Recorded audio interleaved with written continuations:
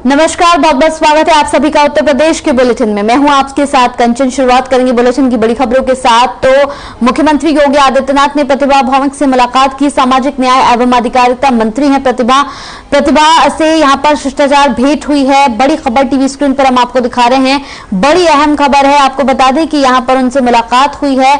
मुलाकात करने के बाद ये भी निकलकर सामने आ रहा है कि काफी अच्छी मुलाकात रही, शिष्टाचार मुलाकात रही है मुख्यमंत्री और प्रतिभा के बीच में।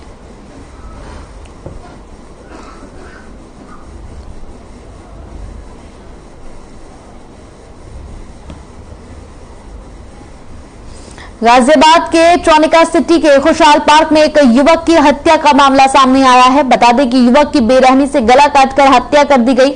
बताया जा रहा है कि अयाज नाम का व्यक्ति अपनी पत्नी और 3 बच्चों के साथ यहां रहता था। कुछ ही दूरी पर उसके पिता और उसकी बहन भी रहते थे। सुबह करीब 3 बजे अयाज के चीखने की आवाज पर आसपास के लोग वहां पहुंचे। जब वहां पहुंचे तो देखा कि अयाज पेट के यहां पर बल पर गिरा पड़ा था। हिलाने डुलाने पर देखा कि उसकी गर्दन बेरहमी से काट दी गई है। उसकी मौके पर ही मौत हो गई। पुलिस का कहना है कि किसी भी तरीके से जबरदस्ती अंदर घुसने की कोई चीज नहीं मिली है। फोरेंसिक टीम जांच कर रही है और इस हत्याकांड का जल्द खुलासा कर दिया जाएगा। मृतक अयाज कढ़ाई का काम किया करता था।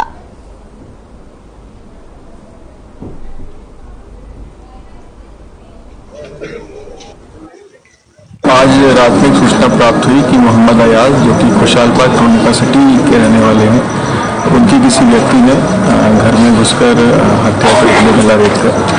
तो इस पर तत्काल पुलिस बल आया और यहाँ पर हम लोगों ने सघन यहाँ पर चेकिंग कर रहे हैं सभी चीज़ों की, और सभी चीज़ें हम लोग यहाँ पर देख रहे हैं। कुछ हमें एविडेंसेस मिले हैं, उनको फॉरेंसिक टीम के द्वारा कलेक्ट करवा रहे हैं।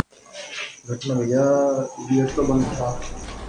अयोध्या में पूरा बाजार अयोध्या थाना महाराजगंज क्षेत्र अंतर्गत पुलिस चौकी पूरा बाजार के स्थानीय बाजार के पूर्वी छोर पर एक शिक्षिका की मौत हो गई। मौके पर पहुंची पुलिस ने शव को कब्जे में लेकर पोस्टमार्टम के लिए भेज दिया है। पूरा बाजार के पूर्वी छोर पर 4 लेन पुलिया का निर्माण चल रहा है। उसी पुलिया के पास ट्रक और स्कूटी से साइड लगने की वजह से ट्रक के नीचे वो आ गई, जो काफी मशक्कत के बाद 2 हाइड्रा मशीन और ट्रक को यहाँ पर हटाकर शव को बाहर निकाला गया। थाना अध्यक्ष महाराजगंज दिनेश सिंह ने बताया कि परिजनों को सूचना दे दी गई है और शव को कब्जे में लेकर पोस्टमार्टम के लिए भेज दिया गया है।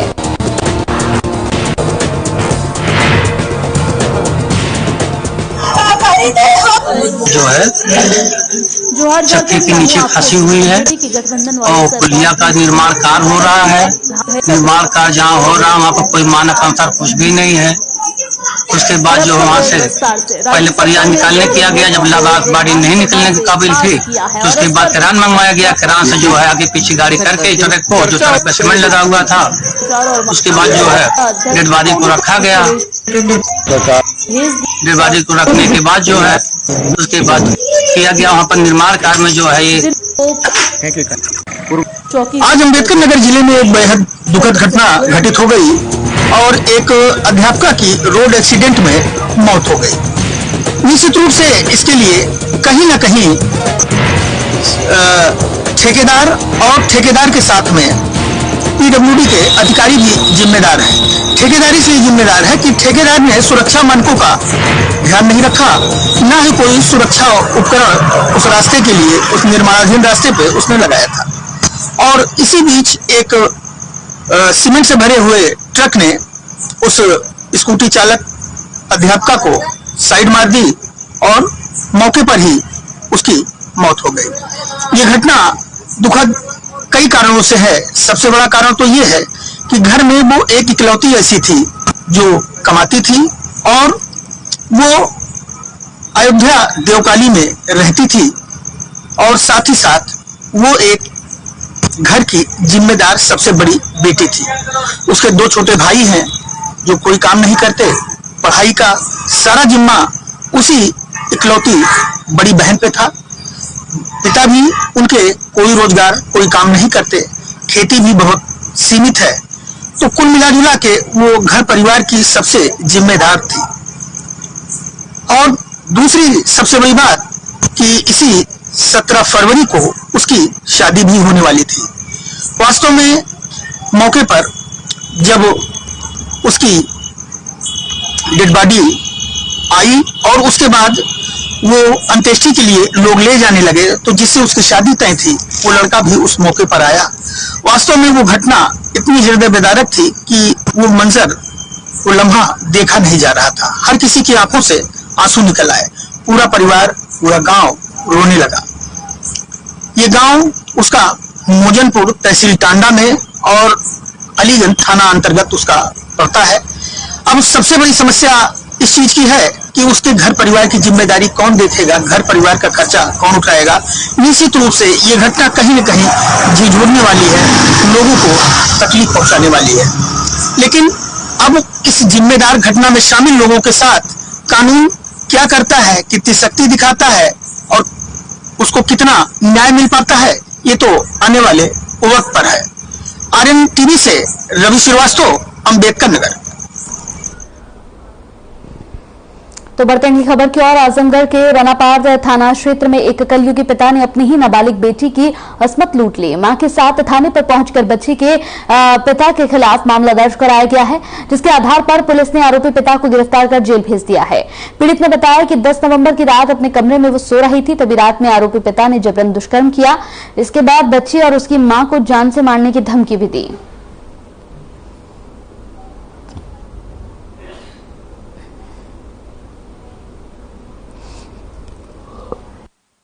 दिनांक 11 तारीख को ये सूचना प्राप्त हुई कि 10:11 की रात्रि में एक पिता द्वारा अपनी पुत्री के साथ दुष्कर्म किया गया। सूचना प्राप्त होने पर थाने पर सुसंगत धाराओं में अभियोग पंजीकृत कराया गया। सभी संबंधित के बयान लिए गए और तत्कालीन अभियुक्त की गिरफ्तारी की गई और आज अभियुक्त को माननीय न्यायालय के समक्ष प्रस्तुत किया गया। इसका समस्त मुख्य कारण सीधी और खूब कर ली है। इसलिए संबंधित पदार्थ से दिलाने के लिए खबर बाराबंकी के दरियाबाद से है, जहां 6 साल पहले सेमरी गांव के पास घाघरा नदी पर बना पक्का पुल टूट गया था। प्रशासन के द्वारा कोई कार्रवाई न किए जाने के बाद गांव के लोगों ने खुद ही आपसी चंदा लगाकर यहां लकड़ी का पुल बना लिया था। आज उस लकड़ी के पुल से सैकड़ों लोग गांव में आते जाते हैं। आपको बता दें कि कई बार ये लकड़ी का पुल टूट चुका है, जिससे बड़े हादसे होने से बचे हैं। विधायक से लेकर मंत्री तक इस पुल को देख चुके हैं, इसका जायजा ले चुके हैं, पर अभी तक इस पर कोई कार्रवाई नहीं की गई है।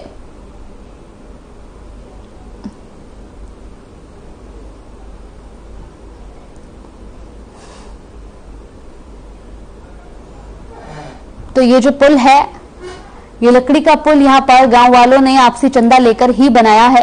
लेकिन सबसे बड़ी बात है कि ये पुल भी कई बार टूट चुका है और बड़े हादसे होने से बचे हैं। फर्रुखाबाद में रेलवे ट्रैक के पास एक अज्ञात युवक का शव पड़ा मिला। आपको बता दें कि वही राहगीरों ने इसकी सूचना पुलिस को तुरंत दी। घटनास्थल पर पहुंची पुलिस ने शव को कब्जे में लेकर पोस्टमार्टम के लिए भेज दिया है। वहीं पुलिस ने बताया कि युवक की ट्रेन से कटकर मौत हुई है। फिलहाल पुलिस शव की पहचान करने में जुटी हुई है।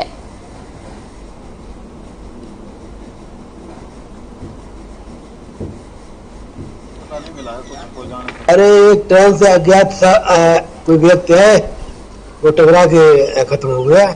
कितना समय लगा खत्म हुआ होगा? रात हुआ है, पता नहीं किस ट्रेन से हुआ है।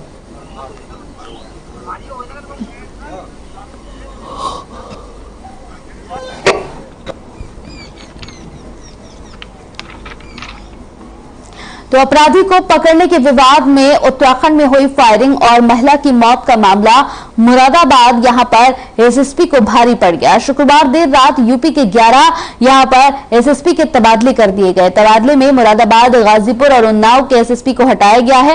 वहीं बाराबंकी में तैनात आईपीएस अनुराग वत्स को सेंट्रल के लिए कार्यमुक्त कर दिया गया है। शुक्रवार को हुए तबादलों में मुरादाबाद के यहां एसएसपी हेमंत कुटियाल को वेटिंग में रखा गया है। वहीं अब मुरादाबाद के नए एसएसपी हेमराज मीणा को बनाया गया है। इसके साथ ही गाजीपुर के एसपी रोहान बोत्रे और यहां उन्नाव के एसपी दिनेश त्रिपाठी को भी वेटिंग यानी कि प्रतीक्षा में रखा गया है। वहीं बाराबंकी के एसपी अनुराग वत्स को केंद्रीय प्रतिनियुक्ति के लिए रिलीव किया गया है। सिद्धार्थ शंकर मीणा को यहां पर नई जिम्मेदारियां दी गई हैं। तो ये सभी तबादले किए गए, जिसे लेकर एक माहौल जो है काफी इस वक्त लग रहा है कि सभी लोग अपने तबादलों को लेकर एक विचार विमर्श की स्थिति में पहुंच चुके हैं।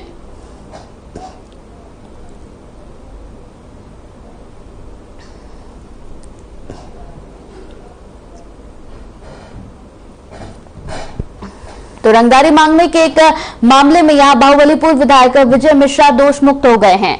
प्रथम अपर चीफ जुडिशल मजिस्ट्रेट कोर्ट ने रंगदारी मांगने के मामले में पूर्व विधायक को दोष मुक्त कर दिया है। आपको बता दें कि 2 साल पहले विंध्याचल के यहां पंडा अवनीश मिश्र ने विजय मिश्रा पर रंगदारी मांगने का मुकदमा दर्ज कराया था।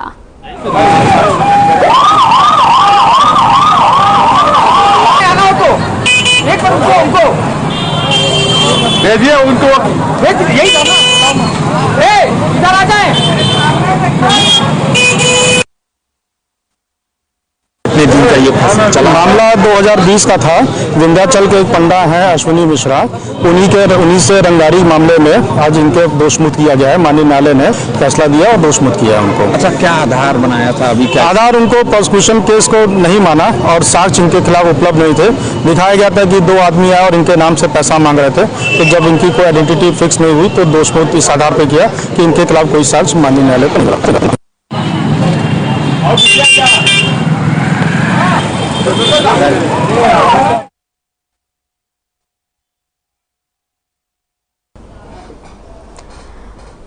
तो लखनऊ से बड़ी खबर आ रही है। बीजेपी कोर कमेटी की बैठक है आज शाम 7 बजे सीएम आवास पर यह बैठक होगी। केंद्रीय आला कमान से मुलाकात कर सकते हैं भूपेंद्र चौधरी। उपचुनाव के प्रत्याशियों को लेकर बड़ा मंथन हो सकता है। जल्दी बीजेपी जारी करेगी प्रत्याशियों के नाम।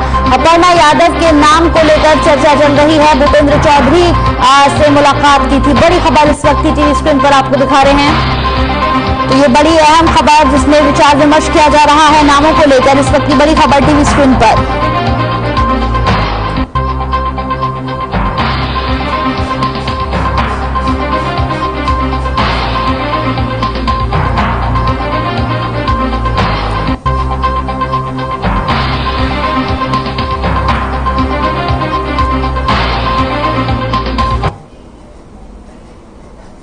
तो एक और बड़ी खबर आ रही है फर्रुखाबाद से। जमीनी विवाद में दबंगों ने मारपीट की। पीड़ित ने आरोप लगाया है यहां पर कि मारपीट की गई है। फायरिंग करने का आरोप लगाया है। मारपीट से कई लोग गंभीर रूप से घायल हो गए हैं।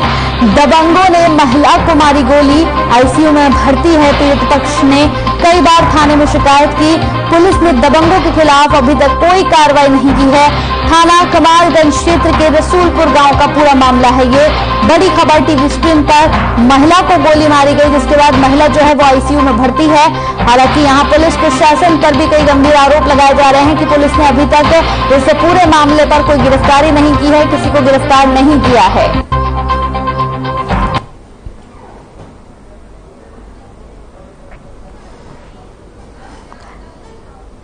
तो ये तस्वीरें हम आपको टीवी स्क्रीन पर दिखा रहे हैं। आपको बता दें कि यहां पर पुलिस पर भी कई गंभीर आरोप लगाए जा रहे हैं कि पुलिस इस पूरे मामले पर कार्रवाई नहीं कर रही है, अभी तक किसी की गिरफ्तारी नहीं कर रही है। बड़ी खबर टीवी स्क्रीन पर आपको दिखा रहे हैं।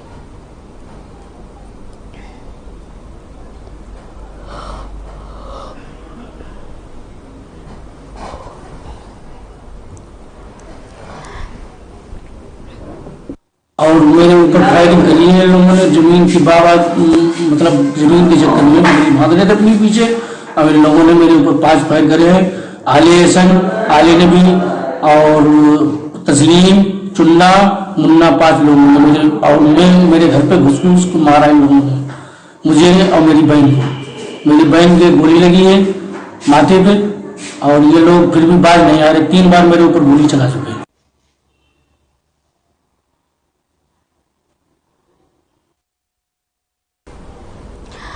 तो आपको बताते चले कि लगातार जिस तरीके से कई खबरें अभी तक सामने आ चुकी हैं, अब नई खबर फिरोजाबाद से है। फिरोजाबाद में यहां पर कुत्ते के हमले से एक बच्ची गंभीर रूप से घायल हो गई है, जहां इलाज के लिए परिजनों ने उसे ट्रॉमा सेंटर में भर्ती कराया। मामले में पीड़ित के पिता ने यहां जर्मन शेफर्ड कुत्ते के खिलाफ थाने में तहरीर दी है। बताया गया है कि मामला जनपद के थाना उत्तर इलाके के गांधीनगर का है। स्थानीय निवासी विनीश कुमार जैन के मुताबिक उसकी 7 साल की बेटी श्रुति घर के बाहर खेल रही थी। इसी दौरान सामने रहने वाली सरोज सैनी नाम की महिला के यहाँ जर्मन शेफर्ड कुत्ता पाला हुआ है, जिसने बच्ची पर हमला कर दिया। कुत्ते के इस हमले से उसकी बेटी सृष्टि काफी गंभीर रूप से घायल हो गई है, जिसका इलाज ट्रॉमा सेंटर में चल रहा है। वहीं दी गई तहरीर में कुत्ते के खिलाफ यहां पर कार्रवाई शुरू हो चुकी है।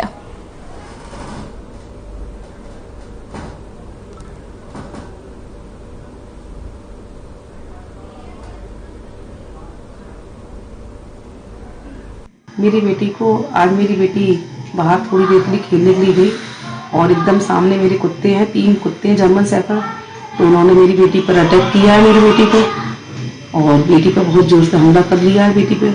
तो मैं सख्त कार्रवाई करवाना चाहती हूँ अपनी। कहने के अलावा गली में और भी बच्चे खेलते रहते हैं। इन्होंने 3 कुत्ते पाल रखे हैं जर्मन शेफर्ड। एक बार पुलिस भी आई थी, उन्होंने बोला है, इन्होंने नहीं हटाए हैं कुत्ते।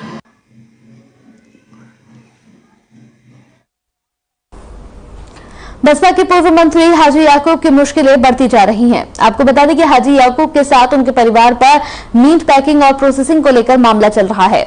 इस मामले में हाजी याकूब और उनका पूरा परिवार पहले से ही फरार घोषित किया जा चुका है। अब पुलिस ने हाजी याकूब पर कानून का शिकंजा कसते हुए उसके पूरे परिवार पर गैंगस्टर एक्ट लगा दिया है। पुलिस ने हाजी याकूब को पकड़ने की कोशिशें भी तेज कर दी हैं।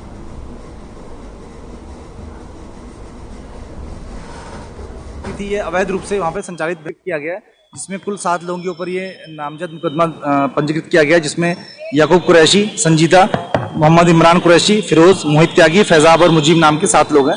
पूर्व में थाना खरगोदा के अंतर्गत ही एक अवैध रूप से संचालित मीट फैक्ट्री, जिसमें कि सब स्टैंडर्ड मीट के प्रोडक्ट्स का प्रोसेसिंग वहाँ पे की जा रही थी, और छापा मारने पर ये सब प्रोडक्ट्स सब स्टैंडर्ड पाए गए थे। और साथ ही साथ इसमें जो ये पूरी फैक्ट्री थी ये अवैध रूप से वहाँ पे संचालित बिना लाइसेंस की जा रही थी। किया गया है, जिसमें कुल 7 लोगों के ऊपर ये नामजद मुकदमा पंजीकृत किया गया है, जिसमें याकूब कुरैशी, संजीदा, मोहम्मद इमरान कुरैशी, फिरोज, मोहित त्यागी, फैजाब और मुजीब नाम के 7 लोग हैं।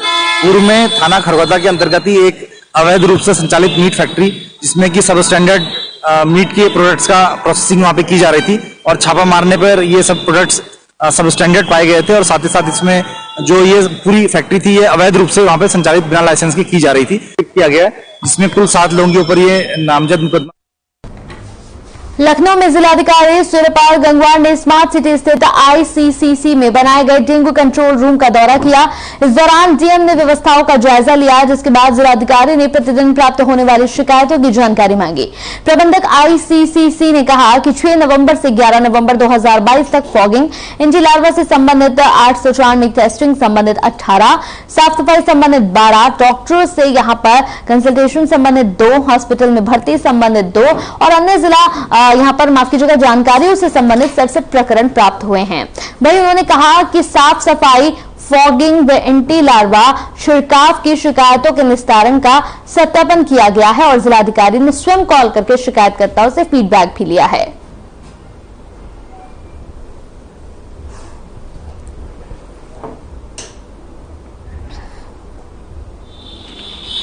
शिकायत हुई थी कि नगर निगम की।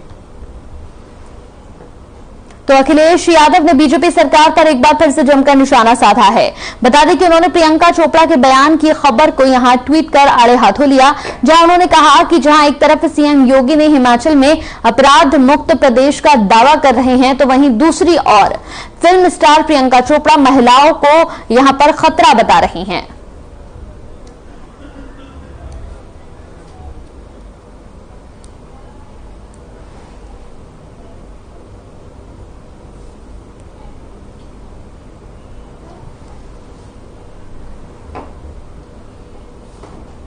मैनपुरी लोकसभा उपचुनाव के लिए कलेक्ट्रेट में नामांकन प्रक्रिया शुरू हो गई है। बताया जा रहा है कि नामांकन प्रक्रिया 17 नवंबर तक चलेगी, और साथ ही साथ धरतीपुत्र मुलायम सिंह यादव के निधन के बाद मैनपुरी में 5 दिसंबर को चुनाव होना है। ऐसे में सपा ने डिंपल यादव को मैदान में उतारा है, जिसके बाद मैनपुरी के पूर्व सांसद तेज प्रताप यादव ने प्रेस कॉन्फ्रेंस कर जानकारी दी। साथ ही उन्होंने कहा कि डिंपल यादव मैनपुरी से भारी मतों से विजय होंगी।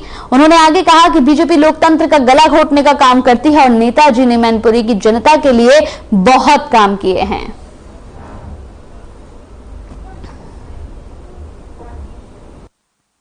नेताजी के बाद पहला चुनाव मैनपुरी लोकसभा के लिए होता है, और पार्टी पूरी तरह से इस चुनाव में करना चाहती है। नेताजी चुनाव को देख रहे हैं, और सभी नेता, सभी कार्यकर्ता जैसे चुनाव में जैसे काम करते हैं उससे ज्यादा मेहनत के साथ काम करेंगे। दिया अपनी 28 साल जिम्मेदारी हमें दी है, वो जिम्मेदारी में अपने सभी सम्मानित कार्यकर्ता समाजवादी पार्टी के जनपद के परिषद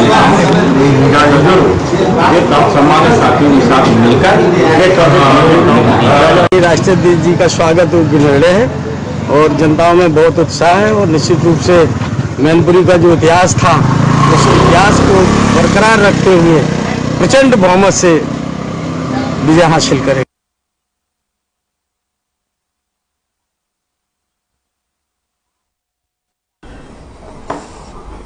मथुरा में एक हिंदू युवक पर मुस्लिम समाज के नाबालिग ने दुष्कर्म का आरोप लगाया है। जरा नाबालिग ने कहा कि चक्की के पास नहीं रहने वाले हिंदू समाज के युवक ने बालिका को पकड़ लिया और उसके साथ दुष्कर्म की घटना को अंजाम दिया, जिसके बाद घटना की जानकारी अपने परिजनों को दी और मुस्लिम समाज के लोग भारी संख्या में इकट्ठा हो गए।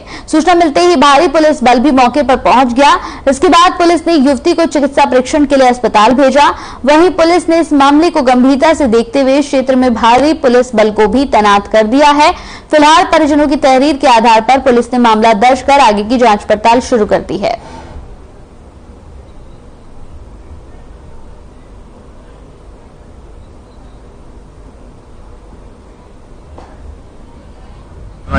छोटी बच्ची आटा देने आई थी, अभी मैंने भीड़भाड़ को देखा, मुझे नूरी भाई ने बुलाया था कि जल्दी आ जाना मेंबर साहब, ऐसे से बात तो हुई है, घटना तो हुई है।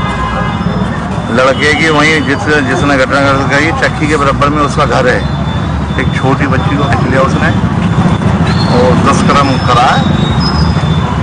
अब भीड़भाड़ ज़्यादा हो गई, जब तक भीड़भाड़ ज़्यादा थी फिर चौकी पे लाए, तभी वो कोतवाल साहब ने फौरन में तो अपने FIR ले लिए और डॉक्टरी मारने के लिए जा रहे हैं। नहीं तो स्थिति लेगी घटना ये थी। पिछले 2 दिनों से प्रतापगढ़ के कोंडा के नारायणपुर स्थित जवाहर नवोदय विद्यालय के छात्र आक्रोशित हैं। प्रिंसिपल पर असेंबली मीटिंग में देर से आने पर पीटने व उत्पीड़न का आरोप लगाते हुए जवाहर नवोदय विद्यालय के छात्रों ने गुरुवार के बाद आज भी हंगामा शुरू कर दिया। जवाहर नवोदय विद्यालय के छात्र आज सुबह से धरने पर बैठ गए हैं। स्कूल प्रशासन किसी को अंदर नहीं जाने दे रहा है। पीटी करने गए छात्रों ने कैंपस से अध्यापक को निकाल दिया, बिल्डिंग के गेट पर तालाबंदी कर दी। छात्रों ने प्रिंसिपल और टीचर को यहां पीटी कैंपस से बाहर कर दिया और साथ ही उनके खिलाफ जमकर यहां पर नारेबाजी करते हुए नजर आए।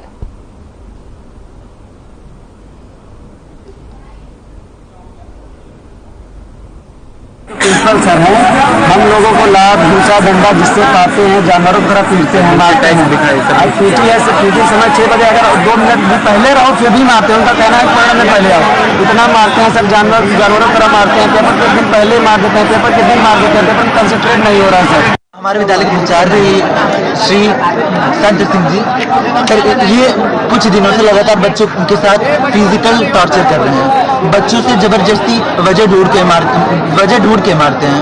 वजह हो ना हो ये मार के उनको धमकी देते हैं कि तुमको घर भेज देंगे, घर भेजेंगे, तुम्हारे घर वालों को बुलाएंगे।